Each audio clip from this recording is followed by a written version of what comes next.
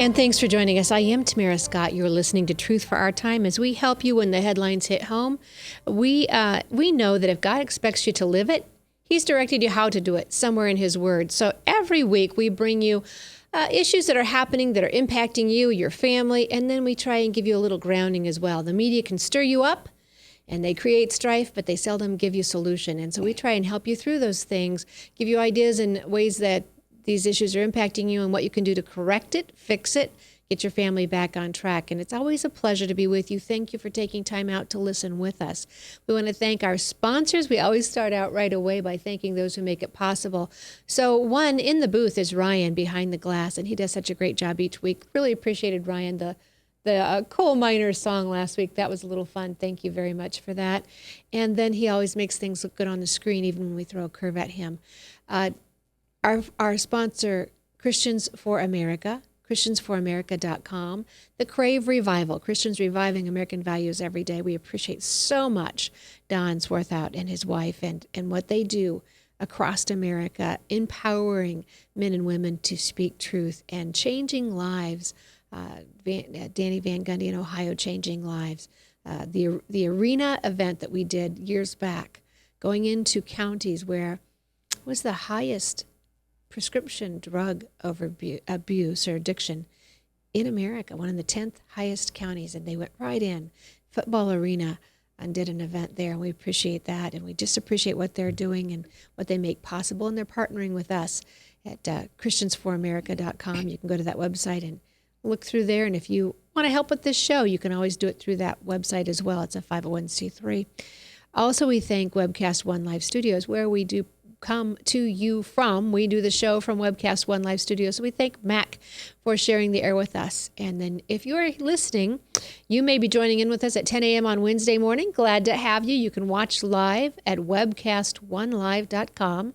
Webcastonelive.com. You can join in the conversation, 515-244-0077. If you're listening on air, we thank 99.3 FM for airing the show on Sundays at noon. And thanks to you who are listening and sending back your positive feedback. Thank you so much. I appreciate the comments and just the fact that we can make a difference. If we can offer help. It's a busy, busy, crazy world, lots of schedules and deadlines to meet. And if I can do the research, find the information and make it accessible for you so that you can still fix things with your family, then so be it. And I'm thrilled to do it. Thank you for listening and taking time to correct and to care for your community and your family. Joining me today is Dr. Don Racheter. He is the president of the Public Interest Institute. But I knew him years ago when I got called upon to run for an office and was a little intimidated by that, but nobody else was going to step forward, and I couldn't leave it unanswered. The man who had been there for 14 years, 7 elections, and really only 2 candidates in that time. So I felt like I had to, and out of my naivete, Dr. Racheter, I thought, well, I didn't know who he was. I could make a difference, and no one would know who I was. That's how I just thought, nobody knows who the legislators are. I could do this, and I could have impact, and I wouldn't have to be out front.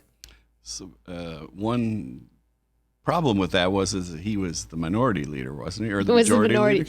He was the minority leader that everyone expected to become the Speaker of the House. They fully expected, even those who asked me to run said, you will not get any contributions from even our friends. Yes. Because they don't want to tick off the next Speaker of the House. Right. And we didn't. No. We got some. I was pleased and honored by those who did come alongside. In the end, we had the record at that time for the most money spent on a rural house race in Iowa for quite some time because he raised so much money. As you know, he's supposed to raise money to go to the other candidates in his party to take over that speakership. He had to run TV commercials in a house race. The last 3 weeks. Yes. That's common now, but it wasn't back then. No. Cost him, I've heard the figures, I don't know, but he spent every dime, is what I'm told, on his seat.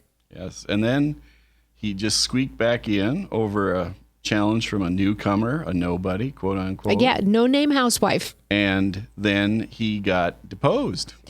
because his team was so disgusted. He didn't help any of them get reelected. He gave them no money, and therefore not only those who were able to squeak back in themselves, they didn't take majority. He didn't get speaker, and so they voted him out of leadership. Yep. And it ended up okay for me. Mission accomplished. I got to stay home with my kids. Yes. Right? But in the process, we met so many wonderful people. Yes. Door knocking, just the parades, the festivals, getting to know communities throughout Iowa was just such a great, great process for my kids. My son, was at that awkward 14-year-old age. And he said, at the beginning of the year, I'm so uncomfortable talking to people. By the end of the year, he said, I think I could talk to anybody. And he said, it irritates me, these folks who tell you what they think, but they don't know why. Yeah. They can tell you what they're going to do, how they're going to vote, but they don't know why. Well, and that's one of the reasons why Public Interest Institute exists, to arm people with the knowledge that they need to be reasonable and informed participants in the public sphere. We have over 20 years worth of publications on topic after topic after topic. It's all available free of charge at www.limitedgovernment.org. Very good. Limitedgovernment.org. And now you can see why I was so fond of Dr. Don Racheter. At that time was a professor at, can we say the name of the school? Oh, sure. Central College. Yeah, was there for 30 years. And teaching government. And it was refreshing to know that we had a government teacher somewhere in America who wasn't left-leaning. There's actually 8 out of about 115 here in the state of Iowa that identify as Republicans. You know that. Yes, I know them all. Very good. Well, I asked Dr. Racheter to join us today because he is with this think tank who is very well respected nationally.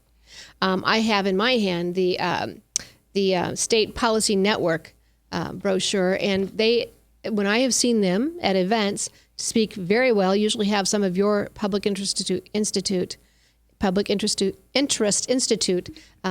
pamphlets on their table, and appreciate the white papers and the policy papers that you all put out on issues. So thank you for the work that you do, not just here in Iowa, but across the nation. The reason I asked Doc to come on is we're continuing the discussion, and I have to tell you, it's Christmas. It's the Christmas season, and if you know me very well, I love Christmas, and I would like to dedicate all these shows about the fascinating stories behind Christmas, the things we can do to preserve Christmas in our homes, and yet, just like so many other areas, government keeps creeping in, and we have to deal with what's at hand. We have to tackle the issues that are at hand and are harming our families. We all want that perfect special Christmas, right? It's hard to have that if you can't afford a roof over your head, if you're struggling to meet the rent, if you're dealing with such regulations that government has come into every area of your life. And this is where we're at. We're continuing the discussion. Last week we were talking about coal mines. We were talking about the technical media arena, and we were talking with Rob Porter, who is the owner and president of a coal sales company. That industry is waning. Coal mines are they are declaring bankruptcy. He said that they had lost 8,000 jobs already in the last 2 years, and they were expected to lose 20,000 more. And out of Alabama, the National Committee man and the CEO of Reynolds Technical Associates said that they had come after his industry, costing him a great deal of his income, profit. And so it's killing jobs in America. So we're continuing the discussion, and I thank you for coming on and joining with me. And I want to say it again before we go to break. These regulations are costing the average household $14,000 a year. $1.9 trillion in total. Most of it unnecessary, duplicative, unhelpful, doesn't really get the job done. The problem, Tamara, is fundamentally not between regulation and no regulation. It's between whether or not the regulations will be done by government using the force of sticking a gun and putting you in jail if you don't do what they tell you, or letting the market regulate. When you go down to a shopping mall and you go from store to store, that's not an unregulated event. There is the pressure of other sellers that can help keep bad transactions from occurring. So when the market regulates, it's even better than when government does it, because when government bureaucrats do it, they can be bribed, they can be incompetent, and yet when they say do it this way, even if that's the wrong way, we all suffer from it. And we can be fined and even imprisoned if we disagree. That's right. And it was alarming to me to find out, first off, we have 438 now. There was 435 when we first learned this. 438 regulatory agencies or commissions on the Federal Registry. Yep. We only have 435 members in the House. And there's something on the order of 16 regulations issued each year for every law that's passed by the Congress. And we're supposed to be a nation of laws, not of men. And yet these faceless bureaucrats are issuing these edicts, and most people don't even know about it. And so if you're a business person, the first you might know that there's some new regulation is when some regulator shows up and wants to fine you or give you grief about what you've been doing that you didn't even know was wrong, quote unquote, right. Wrong, because it's probably not wrong to do what they want. Right. I remember, for example, when my dad was a postmaster and they had their yearly inspection, he got written up because he didn't have red rectangles behind the fire extinguishers on the wall so that it would be immediately obvious if it wasn't there. Well, now, have you ever seen a red fire extinguisher against a white wall? Wouldn't you notice if it wasn't there? And they had an area which was a smoking area back in one corner. This is before you had to go outside. Right. And on one side it said smoking area, and you were supposed to have no smoking on the other side of the line. And so they wrote him up for that. This is how ludicrous some of these rules and regulations are. But having been an inspector general in the military for many years, I understand that if you go out and inspect somebody and you don't find something wrong, you get in trouble because they think you are not doing your job. And so these people who come out to inspect, they're looking to find something, and they will continue to look until they find something, because that's how they show that they did their job. For example, we were taught that if all else failed, you would check the tire pressure in the spare tire of the Jeeps. Oh, for crying out loud. Because most people don't think to air up the spares when they air up the four tires before the inspectors come. Okay. This is killing business, because what you're talking about, these inspections, your small business owners across America, whether it's a health inspection, whether it's a business permit, they want to add on, there's nothing squelching business in America more than government. And it is particularly onerous on smaller businesses because, large business, GMs, GEs of the world, they've got legions of lawyers and accountants and compliance officers and so on. So when one new regulation comes out, there's somebody there that's job is to read it and figure out if it applies to them. But if you and your husband are running a small business and you're already working 16, 18 hours a day and something comes in through the mail, you don't have time to sit down and do that. You're more concerned about getting the product out, serving your customers, taking care of personnel issues, et cetera, et cetera. And so, as I said before, the first time you're likely to know that there's this new regulation that affects you is if somebody shows up to give you grief about it because you didn't do it because you didn't know you were supposed to. You're absolutely right. We had David Barton on this show the day after the election in 2014, and he was going through some of these regulations. He said 81,000 regulations since this country was started, but many of them have taken place in the last, 3 decades, 4 decades. And he says that there's a book, Alan Dershowitz, Harvard professor, wrote a book called 3 Felonies a Day, that each of us are likely committing 3 felonies a day that we're not even aware of. And the thing that concerns me, Don, is that it gives government a way to have predatory, it's predatory revenue when they fine you for some of these things. But if you don't even know what's wrong and they continue to come after you, they decide it's arbitrary who they come after, what fine they decide to label on you, and how they allow you to pay that or not pay that. We've got to go to break, but listeners, I want you to understand this is impacting you. That $14,000 a year, imagine what you could do with that in your own household if we could reduce government once again. Stay tuned. I'm talking with Dr. Don Racheter. You're listening with Truth for Our Time on Webcast One Live Studios and 99.3 FM.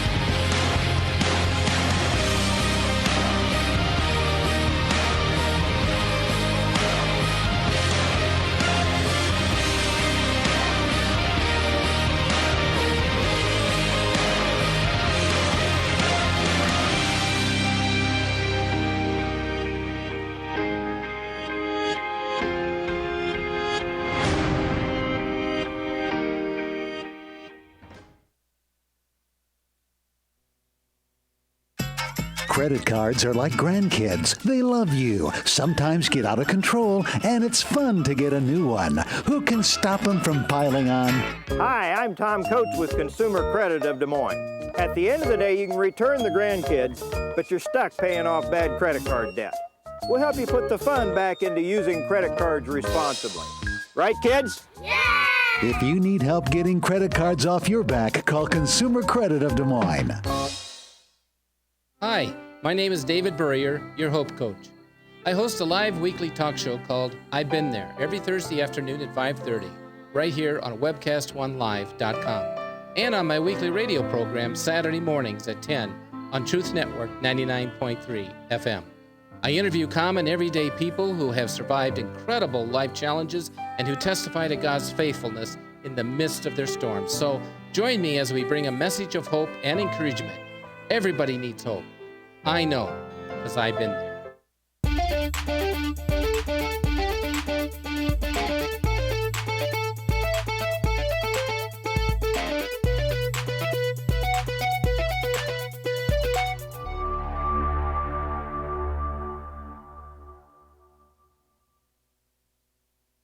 Rock and Prevention is celebrating 25 years of creating a caring community. We want to say thank you to the tens of thousands of Rock High School mentors that have carried our message of health, love, and encouragement to over 1.5 million children, teachers, and parents. Our mentors teach children methods and skills to prevent bullying and drug use. Thank you to all the school administrators, teachers, and counselors for their opportunity to serve you. Rock on, fair citizens. Rock on. This is Pat McManus for Rock and Prevention, the Richard O. Jacobson Foundation, and this station. From the RE/MAX Real Estate Concept Studios, this is Webcast One Live. Welcome back to Truth for Our Time with your host, Tamara Scott. Thanks for staying tuned. I am Tamara Scott. You're listening to Truth for Our Time, 99.3 FM. You can also join us 10 a.m. Wednesdays on webcast1live.com. And I do try and put these on my website. I have to apologize. Last week was such a great show, and I was so excited about getting that on there that in my attempt to do it, I have missed something up, and I've got to go back and redo it. That doesn't surprise any of you who know me, but I've got to go back and redo it. And I was so proud of the post I had. I had embedded links. I had everything there for your convenience to some of these papers that we're discussing, and I've got to go back and do that. And because I had gone to such work and it didn't go through, I'm a little disgusted and haven't gone back and redone it. I will tell you, the reason we were talking about doing this show on regulations for about a month, and then the Thanksgiving Day notice came out from Michael Bastash, Bastasch. I hope I'm saying his name right, the Daily Caller. He does this about every holiday because about every holiday, this administration levels another load of undue regulations on us. And Thanksgiving Day, as you were worried about maybe taking in 2,000 calories, the next day, you were loaded down with 2,224 federal regulations that are going to be every day, every bit as heavy on you and weighty when you stumble across the wrong one, as we've been talking about, probably accidentally, and they level a fine on you or come after you or hold up your business or tell you can't open this business until you get this regulation fixed. And then that takes that inspector who takes another 2 weeks to get there. This is why we're doing this show. There were 3,000 and some regulations last Thanksgiving, and the same author talks about those that come out on Memorial Day. They hit us on the holidays because we're not busy paying attention. They don't want us to know what they're doing, Dr. Racheter. That's correct, Tamara. Okay, so to the average person listening, we're talking about these regulations, and they think it doesn't impact me. It's corporations, it's small businesses, but it does. It does in many ways. First of all, it is passed along in the prices that the corporations charge for their customers because they don't have a cornucopia in the basement of their headquarters building to put out things, to pay for these things. So they have to pass it along. But even worse, it affects the wages that workers get paid. It affects how many people get employed or whether people get promoted or laid off.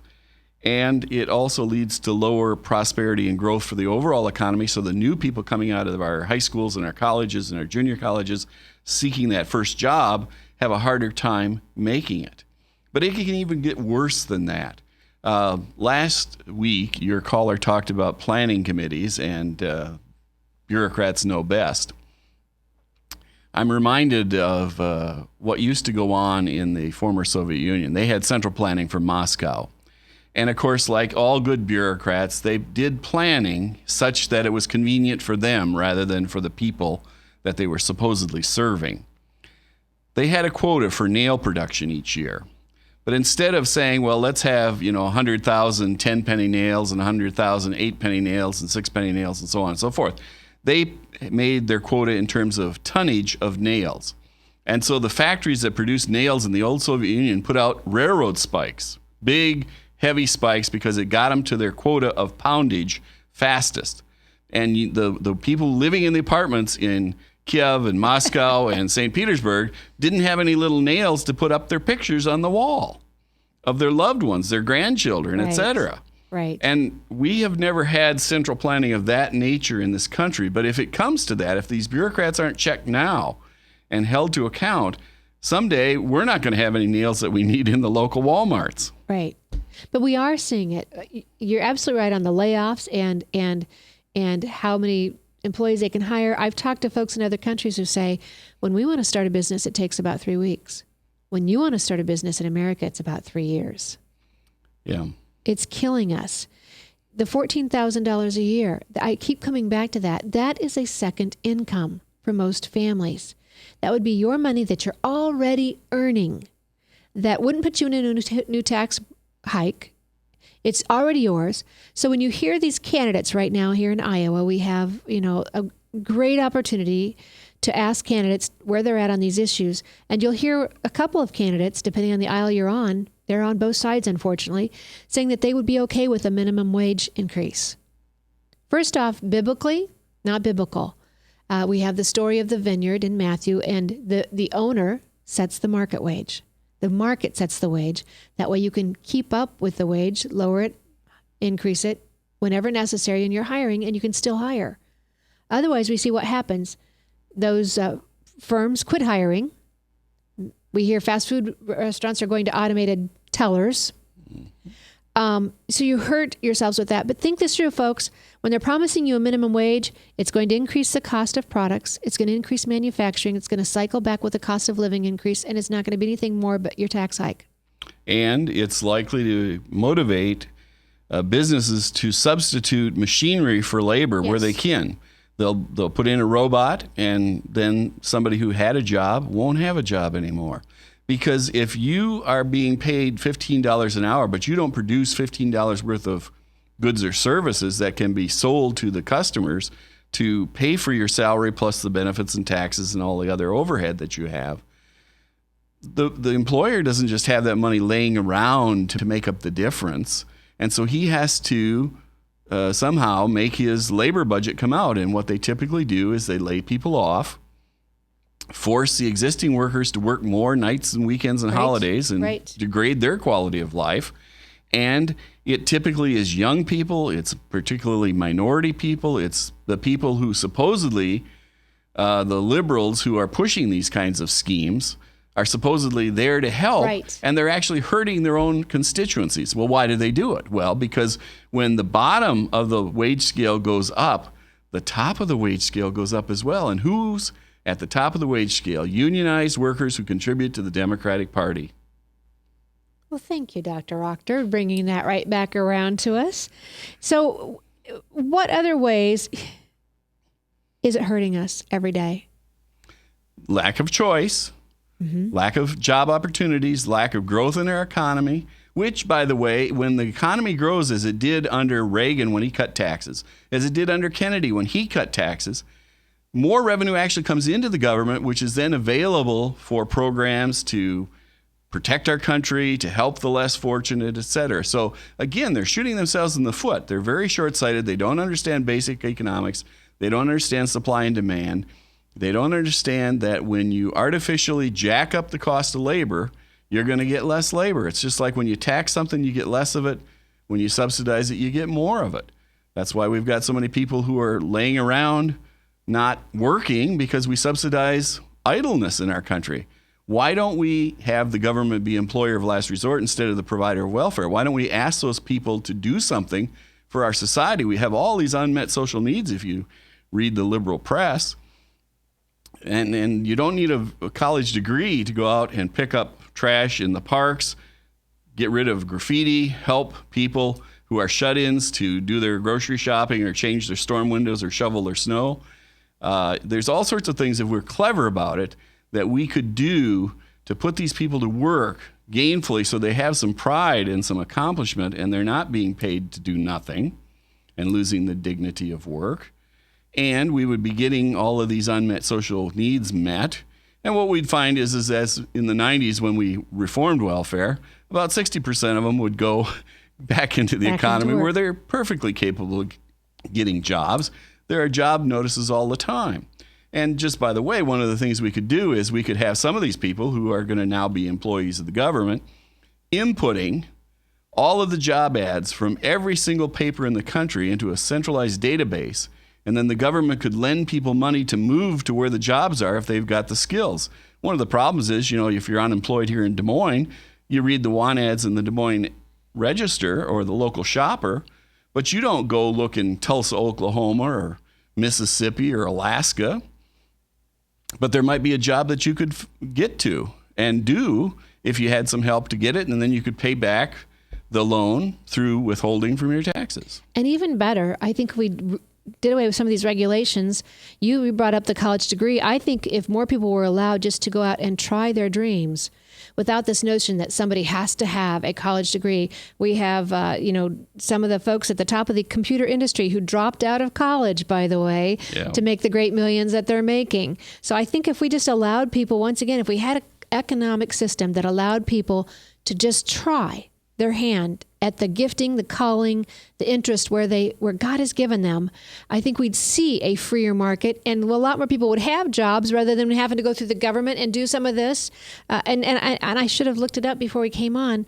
I was told that these folks out west, where they got the minimum wage increase, then went to their employers and said, "Listen, I need a cut in my hours because if I keep making this amount of money, I won't get my welfare benefits." That's right, because most of them are means tested and they're just an absolute precipice. You get to this point, you're off 100%. They don't phase it in or out because that would be too complicated for the bureaucrats to figure out how to do that. But the market could do it. And the other thing, Tamara, is that if we would quit having this one-size-fits-all notion, everybody's got to go to college. That's the only way you can have a decent life. And in the Iowa City School District, we had a report from a member that happens to be a Republican who got elected finally after 3 tries. And he found out that they basically phased out their shop classes, industrial arts. And we've got a shortage in this country of welders, of electricians, of plumbers, and so on. And so if we wouldn't push everybody to go to college where they're not well suited, let them be instructed at the community colleges and the high schools in how to do these things with their hands where they can produce things, make things, repair things, a lot more people would be very happy, and they make darn good money doing it. Exactly. And again, we have to stop with, in America, I'm telling you, we have made education our God, and we've made knowledge our idol. Our degrees our idol. And if we just come back to allowing people their giftings, their callings, where they feel best suited without this class warfare stuff that we've seen, we'd be a lot better off. You'd be able to find electricians as we're talking. But again, you get back into the regulations, Don Racheter.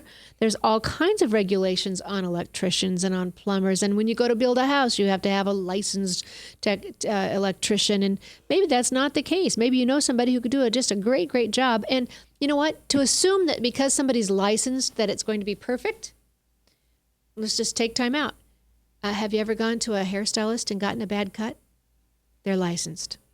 And if they gave you the haircut and didn't charge you for it, they could do it.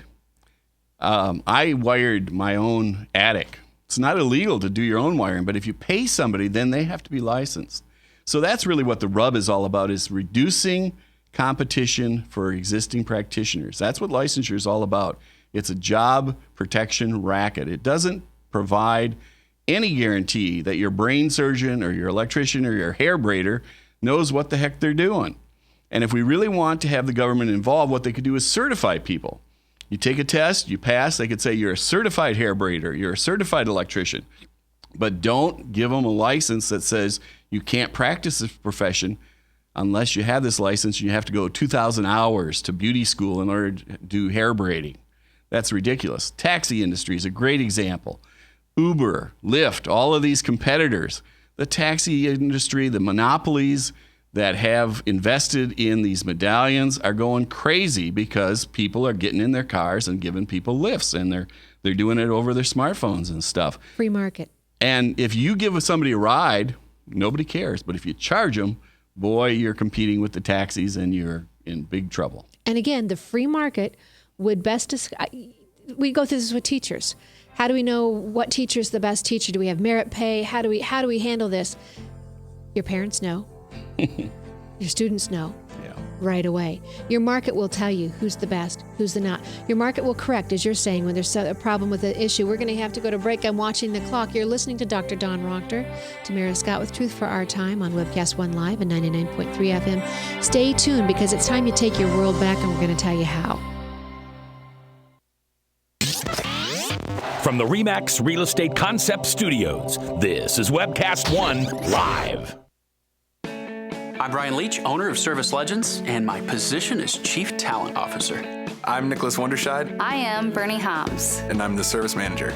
Marketing Director and Client Relations Manager. Everything that we do is about ensuring that we exceed your expectations. Our clients are important to us. 100% satisfaction. We're not just focused on heating and cooling. That's the easiest part of our job, actually, is fixing furnaces and air conditioners. Everyone that we come in touch with, we want to improve lives. Bottom line is, we've got our installation guarantees, 25% energy savings guarantee, comfort guarantee, temperature selection guarantee, property protection guarantee. 100% satisfaction guaranteed. Fixed rate or it's free. All of those guarantees are backed up with a 100% money-back guarantee to hold ourselves accountable to making sure that you get what you're after. Just fixing the problem today. If they have another problem 5 days down the road, it's still fixed rate or it's free. We use what's called straightforward pricing. Our technicians are going to give you an exact to-the-penny price on what it's going to take before they move forward with any repair. That way you know what to expect. It's the same price every day. No surprises. If you get off work at 5 o'clock in the afternoon, you come home, you realize that, oh, my furnace is broken. Now you need to call somebody out that night. You shouldn't have to pay more for that. We're guaranteeing service 24/7. We run afternoons, evenings, nights, weekends. We're staffed to work that. Phone rings at 3 in the morning. You'll get one of our representatives answering the phone every time. We're not sending you out to Timbuktu in some call center. It's our Service Legend team members, our mission control team. I'll take a call anytime. And then they answer the phones the same way during the day as they do at night. It's a great day at your service company. How can we make you smile? That's the only way to provide true 24-hour service. When you're able to let somebody actually live in their home safely when they weren't able to do that before, where they don't have to stay up at night and worry about, is the heat going to come back on? Are we going to freeze the pipes? Is the baby in the room next door going to be sick because they got too cold? When you're able to help somebody overcome challenges like that, that's impacting a life. That makes a difference. I get goosebumps thinking about it. I love the team. I love the people that I work with. We have fun, but we work hard. I call them my ambassadors of legendary service. If you could just envision what that is, that's who we're sending to your home. They literally will call in, pick up the phone and call and say, hey, I want to talk to your manager. And I get on the phone, they're like, that technician that was at my house was the greatest technician ever. That's cool to me. We want to brighten people's days. Every person that we have going into the house has gone through an extensive background check. Drug testing, we have a very thorough interview process that 1 out of 140 people make it through. If we promise you something, that's what you're going to get, no matter what. We're here when you need us to protect the safety and comfort of your family. If you're not happy, we're gonna make it right. If we're willing to put 100% money-back guarantee on what we do, what type of work do you think we do? Give us a call. We're there for you 24/7, 365 days a year. Enough said.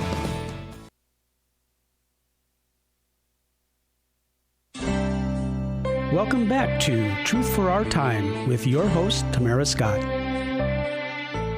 And thanks for listening. I appreciate your time with us as we help you in today's world when the headlines hit home, helping you live God's Word in today's world. And my guest is Dr. Don Racheter with the Public Interest Institute. You can find them online at limitedgovernment.org. They put out policy papers monthly? Occasionally over the course of the year. It works out to be about one a month, but they're not always regular. They're more as clumped. needed. As needed on a variety of topics impacting us. Years ago, you talked about the number of state employees compared to residents that lived here, and I think it was like 16-1 at that point. Yeah. And unfortunately, Iowa has the greatest gap between what we pay our public employees and what we pay our private employees of any state in the nation. And those are from government numbers themselves. We just take the government's numbers for what the salaries are, divide them out, and line up the 50 states in the District of Columbia. And so it's not Massachusetts, it's good old Iowa. And it has a lot to do with arbitration, going to court and us losing a court case, and the government basically forcing the taxpayers to pay more for the benefits and salaries and so on of public employees here in this state. But to come back to what those public employees are up to as far as regulatory nice job. Burden, unfortunately, regulation is one size fits all. It's a monopoly type deal when the government does it. And to say that you either have regulation or you don't have regulation is to conflate society with government, and they're different. And in a society, you can have private sector free market regulation. So we don't have to be against regulation. We just have to be against government, arbitrary, monopoly, coercive regulation, because basically what they're saying is we're idiots that don't know how to govern ourselves. And even the government itself, the Regulatory Right to Know Act says that the Office of Management and Budget has to make recommendations for reform in the regulatory regime. And for the last 5 years in a row, they've made about 16 different recommendations, none of which, of course, has been adopted. And so we continue to have this proliferation of new regulations,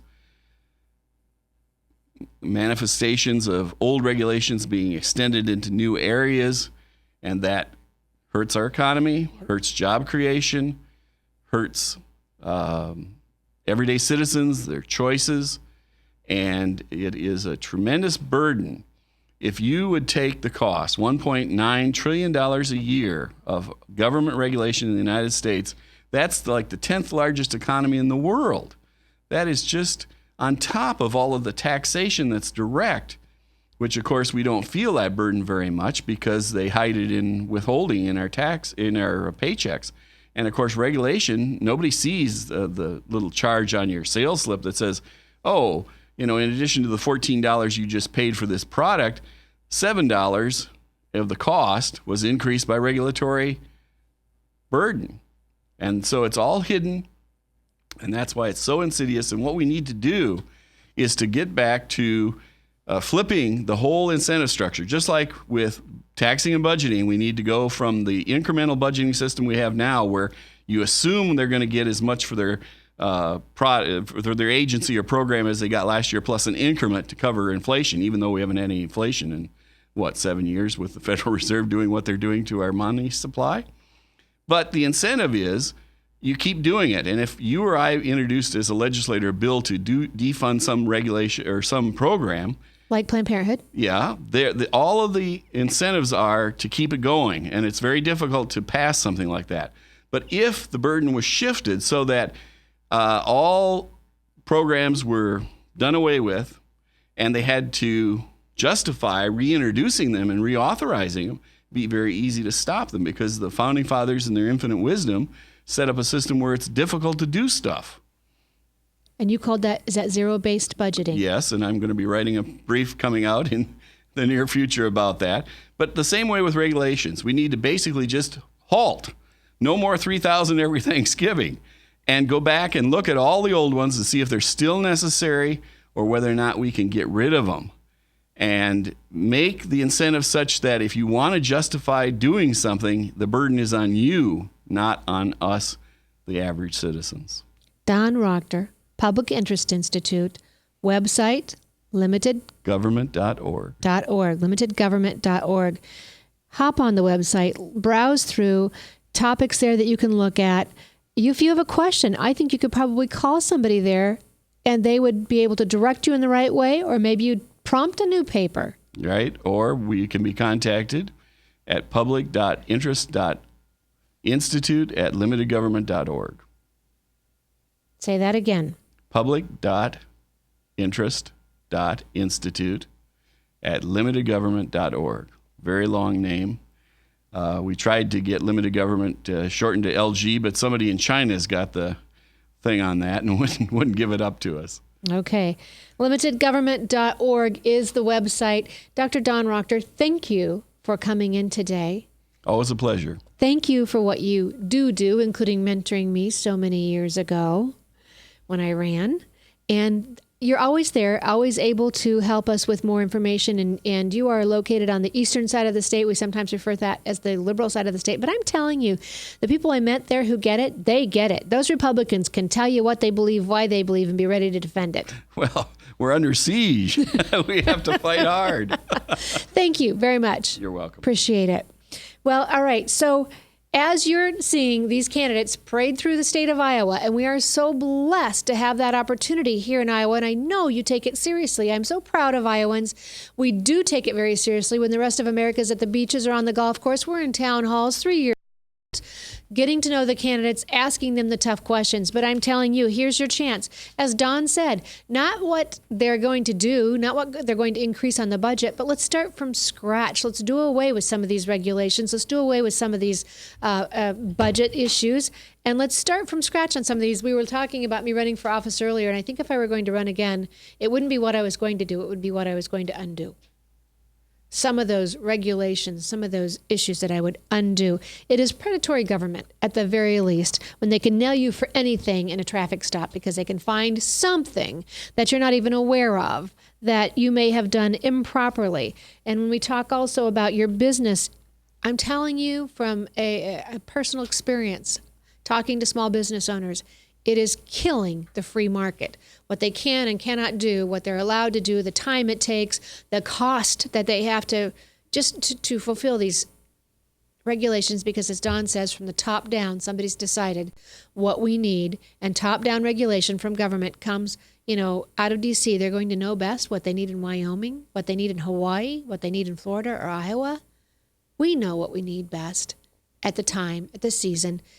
Climate, different seasons of business climates, different weather climates. We know what we need best. Our founders knew it. The best government is that which is the least government, but closest to the people. So we will continue this discussion on in the next weeks to come. Bill Northey's coming on at some point when we can get the schedule rearranged. We're talking about some things happening here in Iowa on regulation. But as I told you, it's Christmas, and it just bothers me not to be able to talk about Christmas in the months of December. I can talk about Christmas in June and July. I play music in July and August. I hold off usually till August, and I let it all out in September. It's anybody's game in September. Christmas music happens at my house. So, but joining me now is a friend and a photographer by the name of Dave Davison. And I'm going to put this up, Brian. I don't know if you can get a good screenshot of that or not. That's one of the photos he took this year.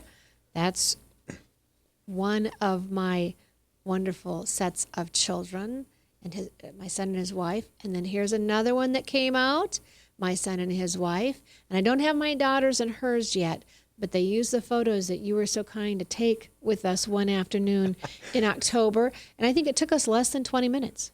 It was a quick one, but we had already had a family shoot with your extended family, so they kind of knew how to work out with me. I'm sitting here seeing this picture. I'm thinking, those people look familiar.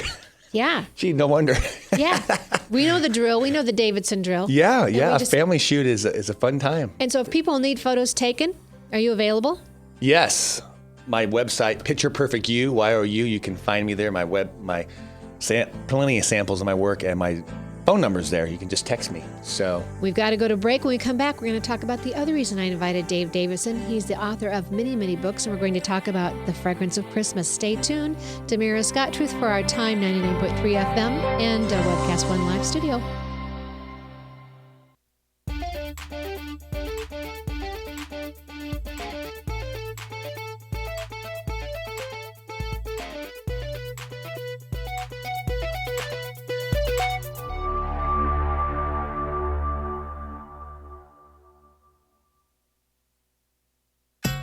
Credit cards are like grandkids. They love you, sometimes get out of control, and it's fun to get a new one. Who can stop them from piling on? Hi, I'm Tom Coates with Consumer Credit of Des Moines. At the end of the day, you can return the grandkids, but you're stuck paying off bad credit card debt. We'll help you put the fun back into using credit cards responsibly. Right, kids? Yeah! If you need help getting credit cards off your back, call Consumer Credit of Des Moines. Hi, my name is David Burrier, your Hope Coach. I host a live weekly talk show called I've Been There every Thursday afternoon at 5:30, right here on webcast1live.com. and on my weekly radio program Saturday mornings at 10 on Truth Network 99.3 FM.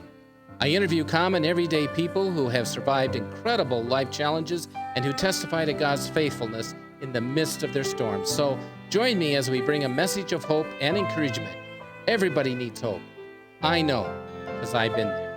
Rockton Prevention is celebrating 25 years of creating a caring community. We want to say thank you to the tens of thousands of Rock High School mentors that have carried our message of health, love, and encouragement to over 1.5 million children, teachers, and parents. Our mentors teach children methods and skills to prevent bullying and drug use. Thank you to all the school administrators, teachers, and counselors for their opportunity to serve you. Rock on, fair citizens, rock on!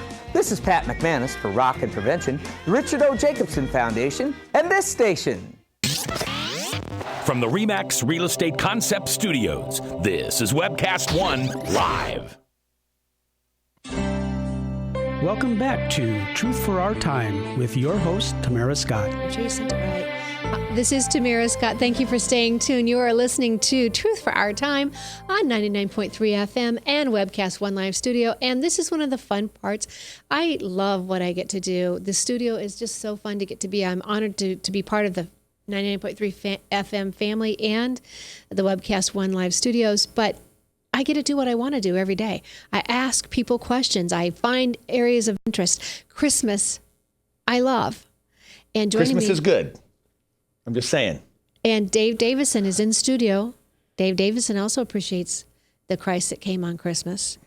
But this little book that I'm holding in my hand, The Fragrance of Christmas. Okay, first off, look at the size. It's easy. You can keep it in your pocket. You can read it when you're on the bus, when you're sitting waiting for an appointment. It's just a quick little read that will brighten and lighten your day. And usually you have an author plugging something new. You've just had that. You must like it, because I was looking through the copyright. We did 3 or 4 titles with this publisher. I'll hold them up here. A couple of Devotion with God, Fragrance of Christmas, and then A Fragrance of Love. And they had potpourri series, okay? And these were published in 1998, the last millennium. So you're a good fan. So what I did, Tamara, is the main message of Christmas, The Fragrance of Christmas, was about the Christmas spirit. So I took basically the excerpt from that, and it's an acronym for the word Christmas, and made that available for free on the interwebs, okay, for your listeners to have, for you, in essence, to give them a Christmas card. You just showed Christmas cards of your family. And so we were just talking throughout the break here, and we're going to add your picture of your family a little forward, and then at the website, Give Books Away, which is just a landing page for this title. It's an adaptation of that book. The Secrets of the Christmas Spirit will be a PDF book that people can take and give away. And it's the Christmas season, as indicated by Don's red sweater, who was just in here. I just wanted to give him a big Santa Claus head. I think his beard's going to grow in the next few weeks. I think that was a Santa Claus, but I could be wrong. So, well, he's going to save us all a lot of money, which is a big gift, right? There you go. If we'd listen to him, government. if we'd take on the limited government. Yeah, and we are going to continue that discussion, because we got to tackle it. You got to start somewhere.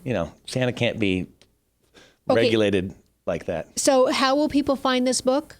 If you go to givebooksaway.com, you will see this title. And what we're going to add today is a forward by you and your picture. So it's kind of like your Christmas card. You see sometimes a longer Christmas card. Well, this is like a digital. It's an electron, okay? And so we're going to put your picture on there. And so it's a way to have ownership in a book and give it out. Now, you've seen all these links. It's kind of getting to be a free world sometimes. There's free this, free that. But what I want to challenge your watchers and viewers, audience, and listeners is that they can take ownership in this. I'll tell you what, I'll open it up to them. If they want to put their own forward, they can contact me, Dave at davedavidson.com. Don't be stealing my idea, folks. No. But Tamara's the first. We're going to try this. The point is, even no matter whose forward is written, is that they can take this, and at that website, they can tweet it out and say, hey, I just got this book for free. It's already pre-written, okay? I like to have tweets that I like that are pre-written. Facebook, you can even drop a tip, but it is free. And so it's the difference between free and then I'll say, hey, this is a great message. Let's talk about the message of the book. Yeah. years ago, I thought, with my brother Dan, we write books together. We thought, well, what really makes the Christmas spirit? I'll ask you, Tamara, what are some things like, maybe you got early Christmas spirit, you listen to Jingle Bells and stuff in August, but what are some things that help you start to feel like those tingly feelings? Right. I think it's, okay, What's a trigger for you? We have to be careful here because you always hear people say the holidays are about family and tradition. Okay, no, they're not. All right? The holidays for me, Christmas, is about Jesus Christ, who was in heaven, in paradise, left paradise to come to earth as a human being, knowing what was ahead of him, so that he could die for our sins, and through us asking for his forgiveness as that perfect gift, we then can go back to heaven with him. He came down here to get us so we could go with him to heaven. That's what Christmas is about. That's what Christmas is about. Now, what do I love when I celebrate Christmas? My family. The spirit that people have, even those who may not believe in Christmas as I do. If you go to the store and you have car trouble in Christmas, somebody's going to help you. July 4th, they're buying their beer and they're out for the fireworks. The spirit of Christmas takes us all. For some, it's secular. I hear parents threaten their kids in the store. You better be careful, Santa's watching. And I think, oh, what a lousy idea that is. But we're all a little bit better behaved. Mm-hmm. We joke about the coal in the stocking. We joke about the heartfelt memories. And there's everything you're saying. There's a reason for that. You led with Christ, which I agree with. Your theology, as far as I'm concerned, is spot on. And people are at different spots of that thing. You just mentioned the story, Santa this, and then the family and the traditions, that's part of the recipe. So we made an acronym for the word Christmas. And I'll just say the ending of the story right now, that the last S is S for Savior. But for the Christmas spirit, the secret of the Christmas spirit really is about Christ. But the things that lead up to it are things that help us become aware and that the Holy Spirit is really the Christmas spirit. The Holy Spirit is always trying to catch our attention. And these traditions and things that happen each year are ways that the Holy Spirit catches our attention. So you mentioned family. Well, in CHR, R for relationships. Okay, tradition is T for tradition in the acronym. And so M is for music, for example. You're listening to music. And so these things that happen each year kind of open up our heart. And what happens is we get time off work. We've just given to each other and interact. We've probably squabbled a little bit, right? But finally our hearts rest. Maybe it's Christmas Eve or the night of Christmas. And we realize all the thankfulness we should have for our family, and it hits us. We're blessed. The Holy Spirit finally can connect to our hearts. I think you, Tamara, since you're a godly young woman, the Holy Spirit hits you with the Christmas spirit early because you're open to it. Okay, that's just my theory. That is the secret of the Christmas spirit. The Christmas spirit is about the Holy Spirit, always trying to remind us who Christ is in our lives and who he should be. So how can they get this book? GiveBooksAway.com is pointed right now at this free book, The Secrets of the Christmas Spirit, which is an excerpt from this old book that was printed in 1998 that looks like there was 5 printings for. And that's our message, is the Christmas spirit is part of a recipe for God catching your attention with the Holy Spirit at Christmas time. Dave Davison, thank you for what you do. You're welcome. Thank you for having me on. I know you are constantly working. Your mind never goes to rest, even when you're sleeping. I'm sure that there are things popping around in there. And were you in my dreams? What the heck? How did you know that? I'm eavesdropping on your dreams. And now to offer this to our listeners out there, we appreciate you. We love what you do. And if we can encourage you just a little bit, a little nugget over hot spice or hot spice tea, if you can just read this and just be encouraged, we would love to do that. They can give it away too. I mean, they'll receive it from you. Okay. It's a present from this station from you is kind of what we're trying to set up. And then they can give it back out through just posting it on Facebook or Twitter. You'll be prompted to. It just takes this moment to give it away. And as we start preparing our hearts and our homes for Christmas, that's the only way we'll have an enjoyable Christmas. You won't have peace on Christmas Eve if you're not working towards it the other 364 days a year. But we're grateful to be able to offer this to you at Giveaway Books, GiveBooksAway.com, GiveBooksAway.com, Secrets of the Christmas Spirit. I hope your family has a blessed Christmas as we come into 2 more weeks yet into Christmas. We're still moving on it, but be encouraged and never be complacent.